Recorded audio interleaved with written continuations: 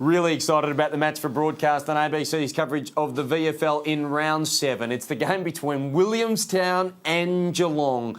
Fitz, both these sides have had great starts to season 2014 and they're so impressive on paper. What are your insights, in particular with Williamstown, who are going a different way this season? This is a great test for Williamstown, I think. They're going to be tested all year and it's going to take a while for them to settle down in this new era that they've got. But the great old club that they've been, one of the great challenges always in the VFL is Geelong. They've been a yardstick for years now.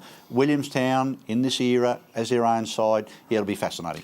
3 premierships and two extra grand finals. They've been twice runners-up the Cats in the last 12 years. We're familiar with how brilliant they are. And what is it, do you think, that makes them so good, in particular at this VFL level? Well, one thing that I've admired about them as an opponent is that when you play Geelong, you know that they want to beat you.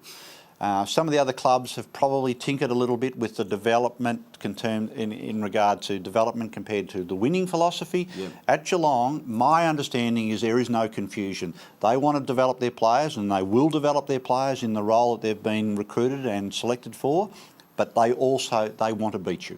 And it's also one of the reasons why Williamstown and the Western Bulldogs went their separate ways at the end of season 2013, because Williamstown didn't want to be compromised in any way going forward, and so now they can do that, forge their own identity again as the second most successful team in this competition's history. They can just continue to rebuild that brand as a standalone club that just wants to win. Correct, and also they're well enough resourced to be able to try and get into the top 4 of this competition, because that's ultimately where you've got to be. You look at Port Melbourne's record in recent years, consistently around the mark and then obviously capitalised one year.